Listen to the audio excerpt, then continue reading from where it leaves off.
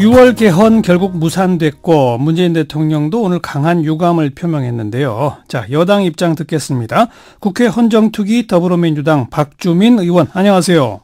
네, 안녕하십니까. 그러니까 헌재에서 위헌 판결받은 국민투표법 개정 시한을 넘겼기 때문에 그럴 리도 없습니다만 만에 하나 국회에서 여야 합의로 개헌안을 통과시켜도 6.13 지방선거 때 국민투표를 못하는 거죠? 지금 국회가 합의하고 여러 가지 노력을 한다면은 난 조금 더 시간을 벌 수는 있다고 합니다. 실무적으로. 그러나 사실은 지금 상황에서는 6월 동시 투표가 좀 무산된 것 아니냐 이렇게 보고 있습니다. 예. 그러니까 동시에 노력하면 조금 시간이 있다고 해봤자 며칠 상관인 거죠? 그게 실무적인 거니까. 실무적으로 국외 투표자 신고 기간을 20일에서 좀 단축한다든지 이런 방법이 있긴 있다는데요. 방금 말씀드렸던 것처럼 그렇게 긴 시간은 확보할 수 없다고 합니다. 네. 그래서 아무튼 청와대에서도 국민께 안타깝고 유감스럽다는 입장까지 내놨는데 여당은 지금 어떻게 받아들이십니까? 이 사태를. 사실 똑같습니다. 어떻게 보면은 모든 정치 세력들이 지난 대선 때 국민분들에게 약속을 했던 거 아닙니까? 이번 지방선거 때 개헌을 하겠다고. 근데 그 약속이 지켜지지 못하게 된 데에 대해서 굉장히 죄송스럽게 생각을 하고 또 혹시나 이런 어떤 약속을 어기는 것이 국민분들 눈에는 정치하는 사람들은 다 똑같다. 결과적으로 선거 전에는 이것저것 약속을 하는데 또 선거 지나고 나면 약속 안 지킨다 이렇게 비춰질까 봐 걱정도 되고 그렇습니다. 예. 무엇보다도 물론 국민투표법 개정 이것도 중요한 문제긴 하지만 그 배경에는 권력구조 문제에서 지금 대통령과 여당은 대통령 연임제로 대통령 중심제를 그대로 가자는 거고 물론 대통령의 권한을 좀 빼지만 그러나 자유한국당은 아주 명확하게 이원 집정부제적 형식으로 가자는 거고 거기에 그 충돌 때문에 결국 안 된 거 아닙니까? 네, 사실 핵심적인 쟁점이 방금 말씀하셨던 그런 권력구조 관련된 부분인 것은 맞습니다. 예. 그러니까요. 정치 현실상 여야가 권력구조에 이렇게 생각이 다르면 중간선에서 절충할 방법이 정말 없는 걸까요? 사실상 이 부분에 대해서는 좀 생산적인 논의가 돼야 될 필요는 있었는데요. 제가 느끼기에 저도 객관적이라고 볼 수는 없었지만 제가 보기에는 이 부분에 대한 논의가 그렇게 생산적으로 이루어지지 못했습니다. 그러니까 야당 의원님들은 대통령 발의 개헌안 자체가 바로 쓰레기통으로 가야 된다라는 표현도 하셨고 또 헌정특위에서 논의돼서는 안 된다라는 발언도 하셨고 심지어는 배포되는 자료에서도 배제돼야 된다는 말씀을 하셨었거든요. 그러다 보니까 이제 뭔가 생산적인 논의가 이어지긴 어려운 상황이었습니다. 네. 결국 특히 자유한국당 같은 경우는 6.13 지방선거 때 개헌 국민투표 함께 하는 것이 지방선거에 자유한국당한테도 불리하게 작용할 거다라고 본 거 아닐까요? 그 속마음까지야 저희들이 알 수는 없지만 저희들로서는 그렇게 좀 추정을 하고 있습니다. 예. 네. 자, 정작 이제 이렇게 됐는데도 자유한국당 측에서는 6월 개헌이 어려워졌다고 개헌 자체가 불발됐다는 것은 어불성설이다.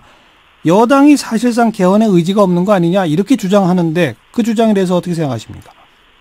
사실 제가 다른 분들이 그렇게 얘기하시면 제가 겸허히 들으려고는 할 수 있겠지만 한국당 의원분들이 그렇게 얘기하시는 부분에 대해서는 절대 동의할 수가 없고요. 아까 말씀드렸던 것처럼 헌법에서 보장한 대통령의 권한으로서 대통령이 개헌안을 발의까지 했는데 그 개헌안을 쓰레기통에 바로 집어넣어야 된다. 그리고 논의돼서는 안 된다. 자료로도 배포돼서는 안 된다라고 말씀하셨어요. 그러니까 사실은 어떻게 보면 논의를 하고 싶으신 마음이 없었다고 저는 보고요. 그동안 헌정특위나 또는 개헌특위 차원에서 1년 반 넘게 계속 논의해왔던 것 자체도 사실은 무로 돌리고 다시 논의해야 된다라는 그런 입장이셨습니다. 그래서 개헌에 대한 의지가 없었다라고 만약에 한다면 당연히 한국당 의원분들에게 그 몫은 돌아가야 된다고 저는 봅니다. 그런데 자유한국당뿐이 아닙니다. 심지어 민주평화당도 6월 개헌이 무산된 것은 청와대의 개헌 쇼, 또 민주당의 침묵 때문이다 이렇게 비판했는데요. 그건 어떻게 보세요? 그러니까 사실은 이제 청와대에서 개헌안을 3일에 걸쳐서 나눠서 브리핑하거나 한 것들이 다 쇼다 이렇게 말씀하시는데 저는 전혀 그 이유를 이해할 수가 없고요. 그다음에 야당에서는 청와대에 안만 있었지 여당의 안은 없었다라고 얘기하는데 그것도 사실 명백한 사실 오인이십니다. 저희들은 올 초에 분명히 4일 연속 의총을 열어서 개헌 관련된 논의를 했고 개헌안에 대한 입장을 정리한 바가 있습니다. 그리고 그것에 대해서 언론을 상대로 브리핑을 한 바가 있고요. 예, 그 내용이 정부와 청와대로 전달이 돼서 이번 개헌안을 만드는 데 상당한 영향을 미쳤다. 저희들은 그렇게 보고 있습니다. 그렇기 때문에 저희들이 침묵을 했다라고 말씀하시는 것은 이런 사실관계를 완전히 무시하는 것이다. 아니면 일부러 드러내지 않으시려고 하는 것이다. 그렇게 보고 있습니다. 예. 네. 자, 물론 우리 국민들의 여론조사나 이런 걸 해보면 다수가 대통령 중심제를 바라고 있고 의원 내각제나 의원 집정부제는 반대하는 여론이 대단히 높은 것은 사실입니다만 네네. 그러나 현재 국회의 의석 분포와 구조를 볼 때는 야당들이 요구하는 국회의 권한을 대폭 강화하는 그런 어떤 중간 절충안 정도라도 여당이 좀 만들었어야 되는 거 아니냐 이런 주장에 대해서는 뭐라고 반론하시겠어요? 개헌은 정치 권력을 위한 게 아닙니다. 반드시 국민을 위해야 되는 것입니다. 근데 국민분들의 절대 다수가 대통령 중심제를 강하게 원하고 계십니다. 그런데 8% 내지 10% 정도의 국민분들에게 지지를 받는 의원 집정부제를 들고 와서 개헌을 하자라고 얘기를 한다면 그것을 저희가 받을 수는 없습니다. 어떻게 국민분들 대부분이 반대하는 안으로 저희가 야당의 어떤 표를 얻기 위해서 개헌을 한단 말입니다. 그것은 저는 본말이 전도된 개헌이다. 그렇게 생각합니다. 예. 자, 오늘 청와대는 이제 앞으로는 개헌 논의의 주도권은 이제 국회로 넘어갔다. 이제 이렇게 선언을 했고요.